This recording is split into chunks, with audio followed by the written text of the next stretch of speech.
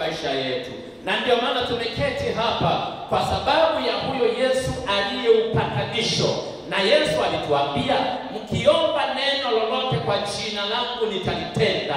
Na sasa Mungu, sisi tulioko mahali hapa, kwa jina la Yesu Kristo tumepatana kuomba mbele zako Bwana, katika changamoto mbalimbali katika maisha yetu, kwa kila ndugu zetu, marafiki zetu, kwa kanisa letu, kwa taifa letu. Baba, katika jina la Yesu Kristo, wewe ni Mungu unayetupatanisha na umetupatia nafasi sisi wa Kristo kuwa wapatanishi Bwana, katika jina la Yesu Kristo. Tunasoma katika maandiko matakatifu, Onesimo aliyekuwa amefanya makosa, alipokimbilia kwako Yesu, alipobadilika maisha yako, ukafungua neema ya kuweza kumkutanisha na Paulo ili aweze kuhubiriwa Injili. Kwa jina la Yesu Kristo tunaomba Injili ifike kwa maadui, ifike kwa watu wasioelewana, ifike kwa watu walio na ugomvi, ifike kwa mahala ambapo palipo na chuki, ili ukalete amani. Katika jina la Yesu Kristo tunaombea familia zetu,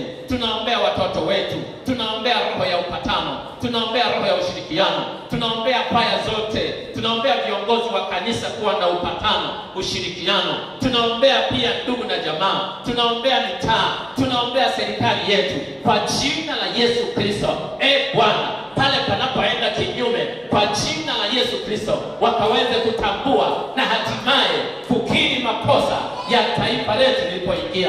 Kwa jina lako Yesu, uturehemu Bwana, utuhurumie Bwana, katika jina la Yesu Kristo. Baba, bariki watumishi wako, bariki kanisa, bariki taifa, bariki kila mmoja aliyefika, na kwa neno lako tubariki. Na sasa Mungu, neema na fadhili zako ikawe pamoja nasi. Ikiwa Filemoni pamoja na Onesimo uliwapatanisha, hivyo na sisi Bwana tunaamini unakwenda kutupatanisha kwa utukufu wa jina lako. Pokea kuomba kwetu, tunayoyaomba maombi haya umeyasikia. Ni katika jina la Yesu Kristo uliye Bwana na Mwokozi wa maisha yetu. Amen.